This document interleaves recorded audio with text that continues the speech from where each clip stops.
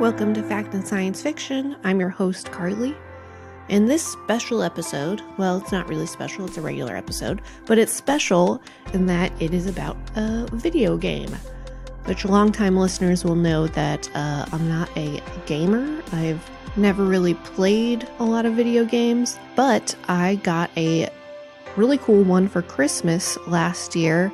It's Kerbal Space Program, which you probably would have guessed that from the episode title. It is a physics simulator in which you build and launch rockets, and I'm going to play it today, just so everybody out there can kind of get a taste of what it's like, and then I'm going to kind of cut in to give you some background information about why it's so cool and why it's the most realistic physics simulator out there.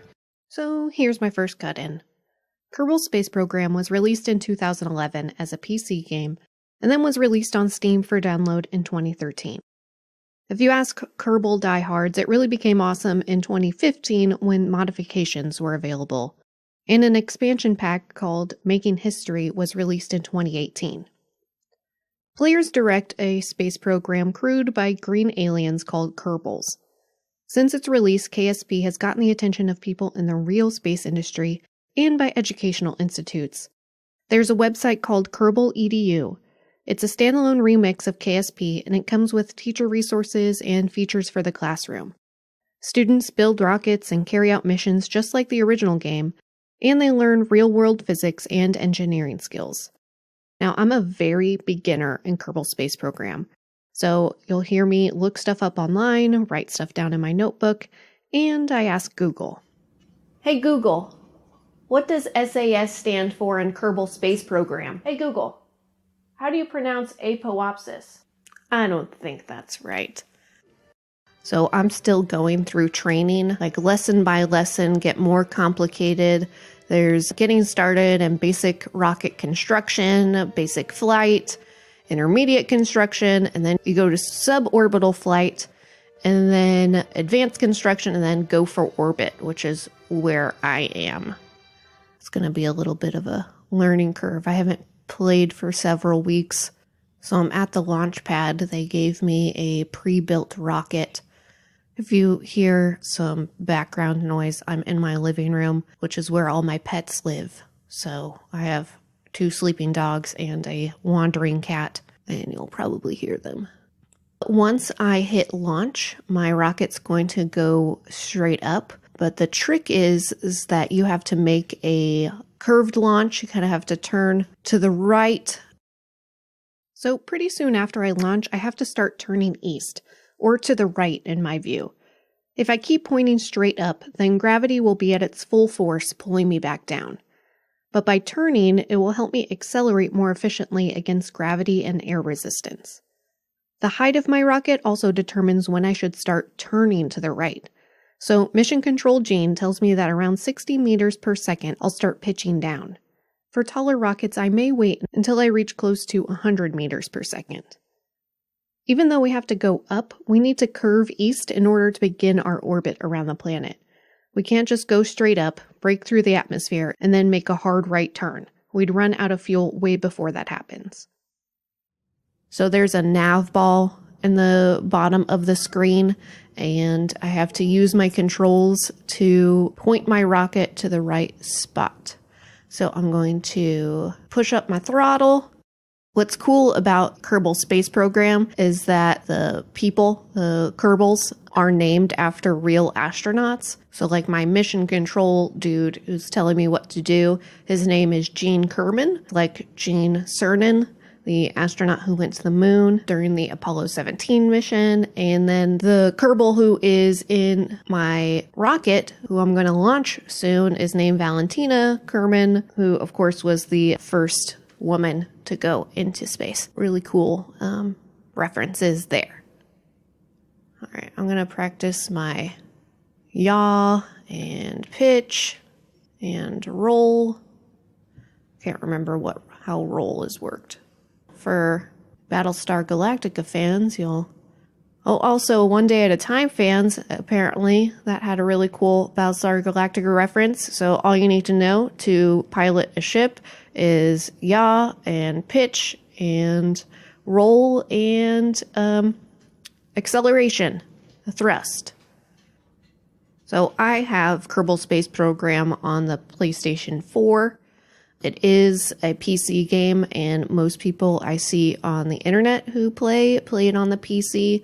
I can see the draw of that. You have much finer control with a mouse and a cursor than you do with these little knobs on the PlayStation 4 controller. So I'm going to toggle on SAS, which is a stability augmentation system, or a sickness avoidance system.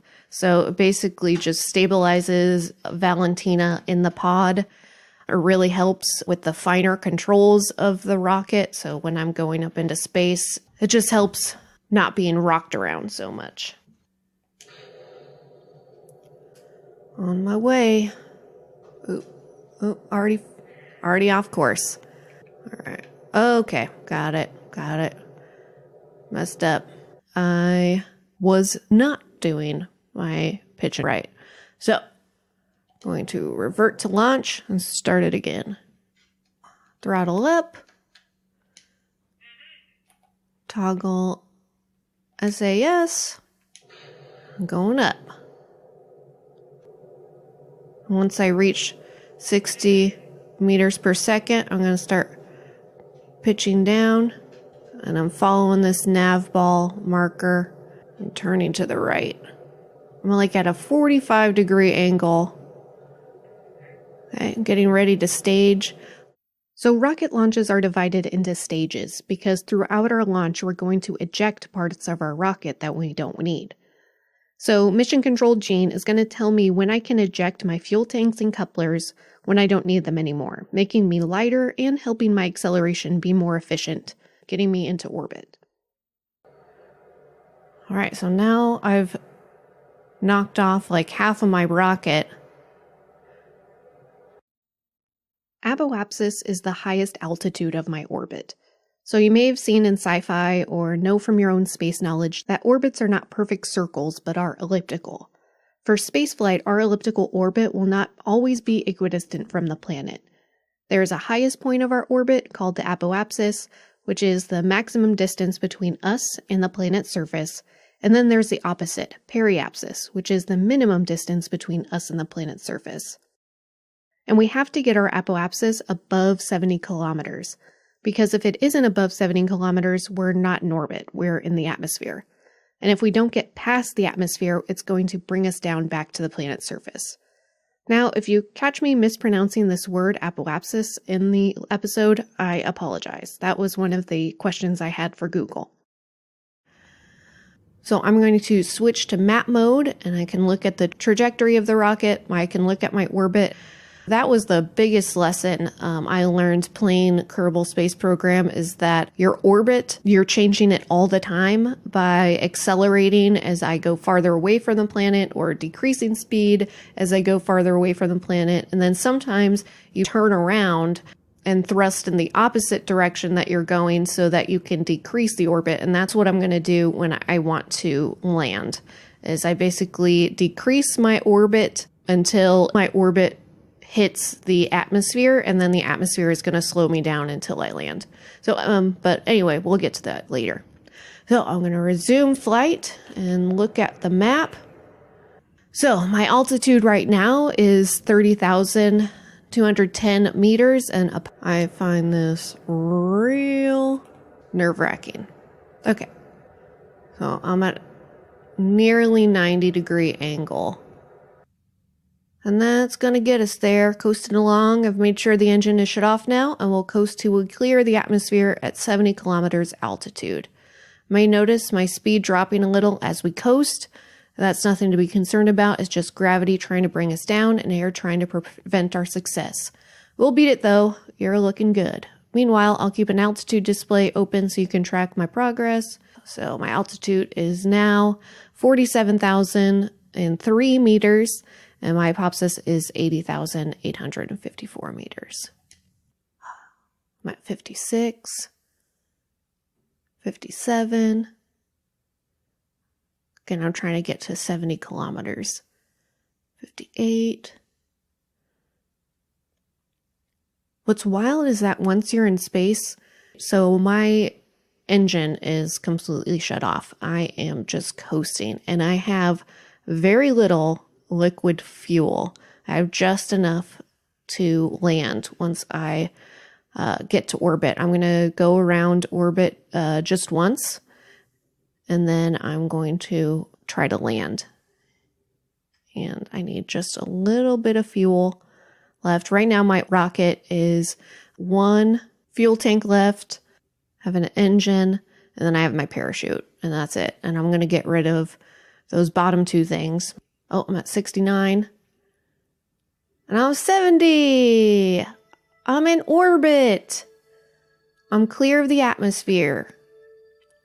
Jean says, warping ahead. Now that we are clear of the atmosphere, we can warp ahead through time to get to the apophysis more quickly. Important rocket scientists like us do not have time to waste. Press next when you're ready and we'll warp till it's time to make our next burn. So, this is what separates it from real life, is that I can just go fast through time to make it through my orbit. But I'm going to wait on that because I just like floating through space.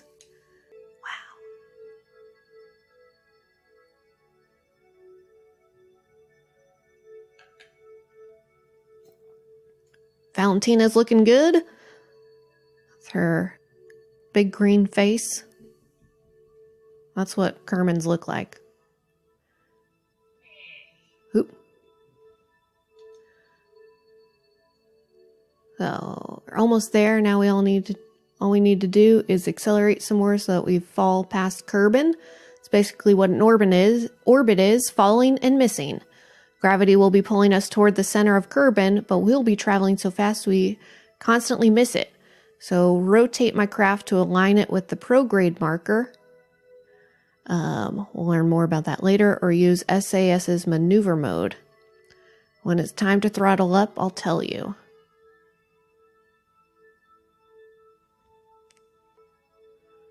Gonna resume flight. I'm going to toggle on maneuver mode for SAS just because with the PlayStation controls, it's kind of hard to maneuver the nav ball accurately.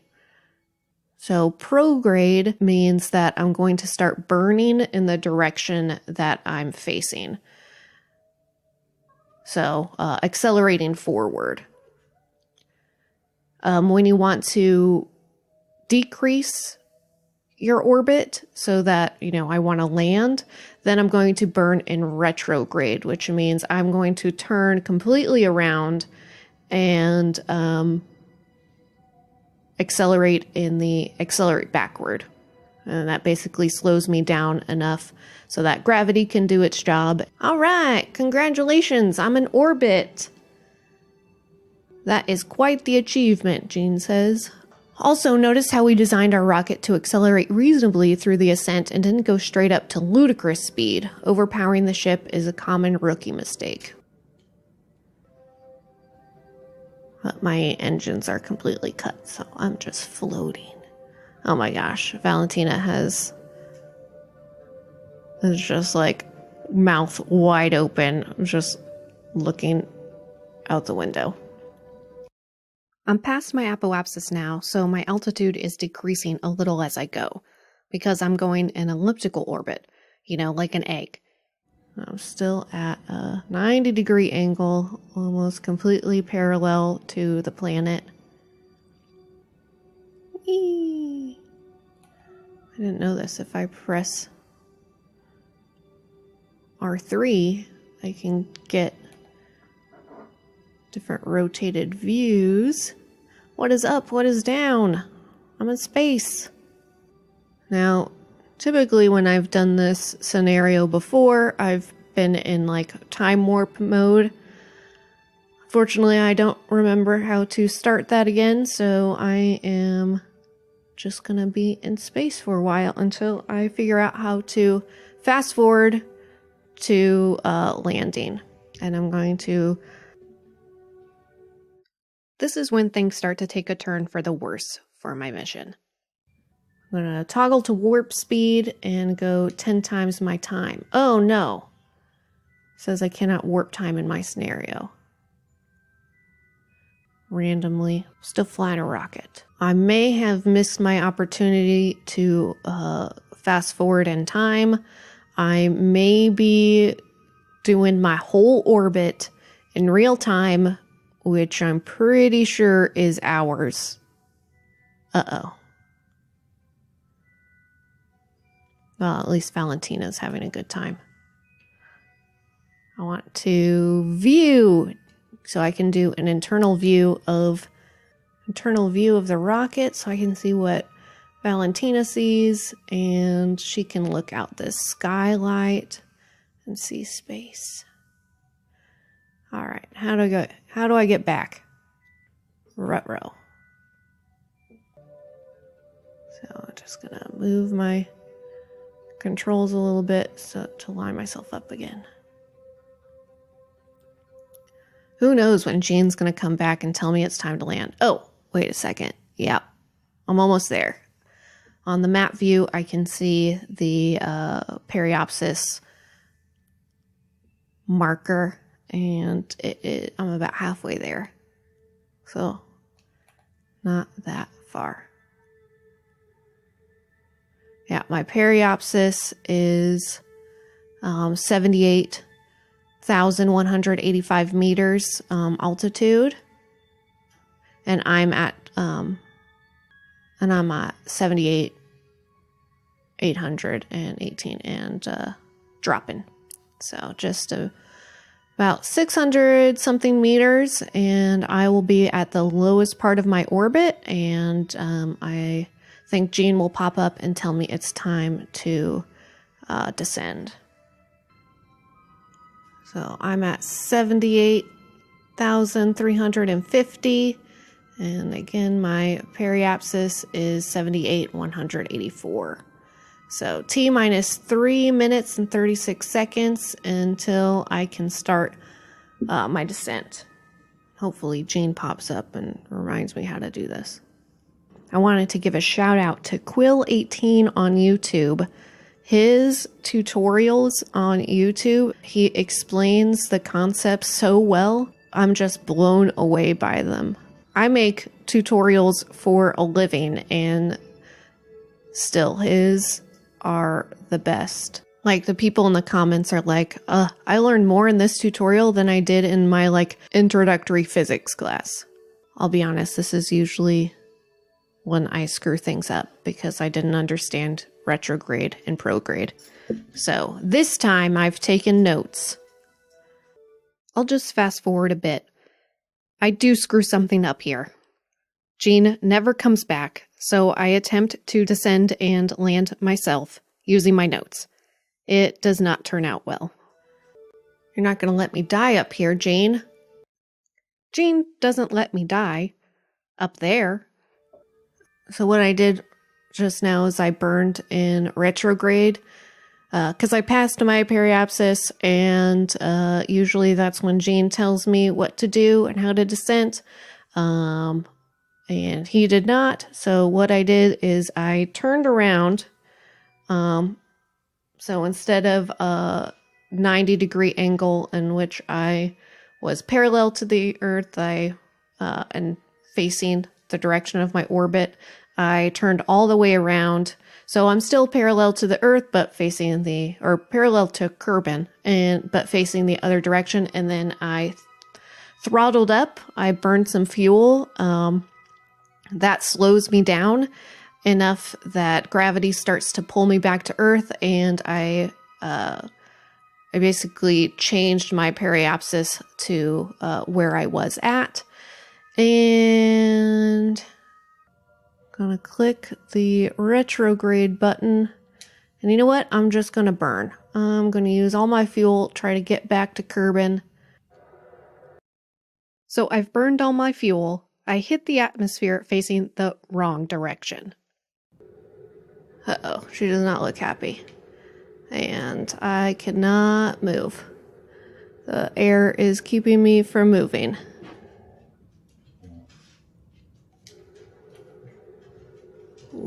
Oh, I'm so sorry, Valentina.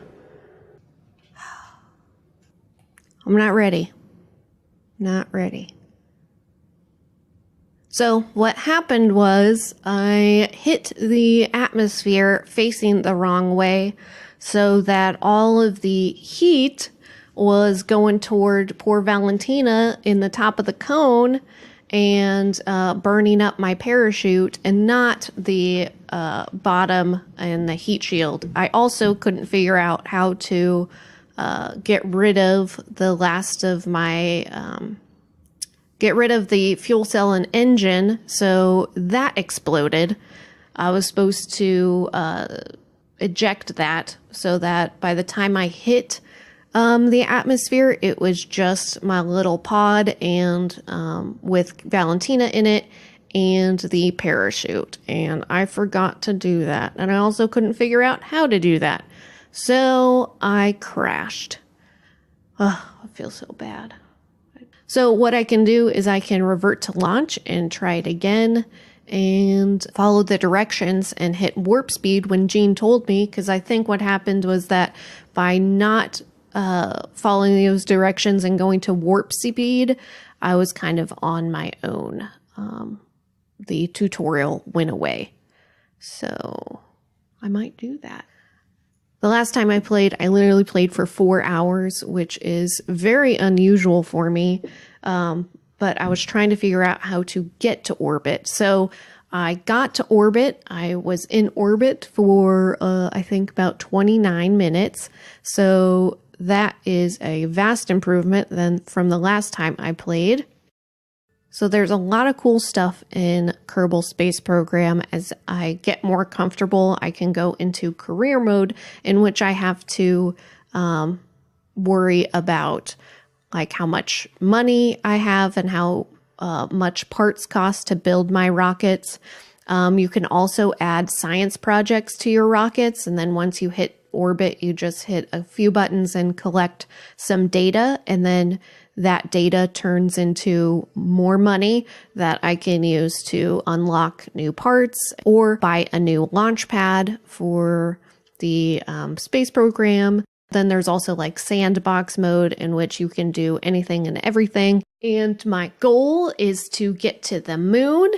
So I'm super excited. Well, thanks for joining me on my failed descent from space. I hope you learned a little bit about the Kerbal Space Program. It is a super fun game. Subscribe, rate, and review on Apple Podcasts, Stitcher, wherever you get the podcast. Support the pod on patreon.com/factandsci-fi. And you can follow me on Facebook, Twitter, and Instagram at factandsci-fi, or you can swipe to the show notes and click on the links there. This podcast was brought to you by Audible.com. Audible.com has over 180,000 audiobook titles, and you can get a free audiobook of your choice by going to audibletrial.com/factandsci-fi. That's audibletrial.com/factandsci-fi. In preparation for my live panels coming up, I downloaded The Science of Superheroes on Audible by Lois Gresh and Robert Weinberg, and I recommend that. And you can get a free audiobook of your choice by going to audibletrial.com/factandsci-fi. All right, one last thing. Thanks for listening.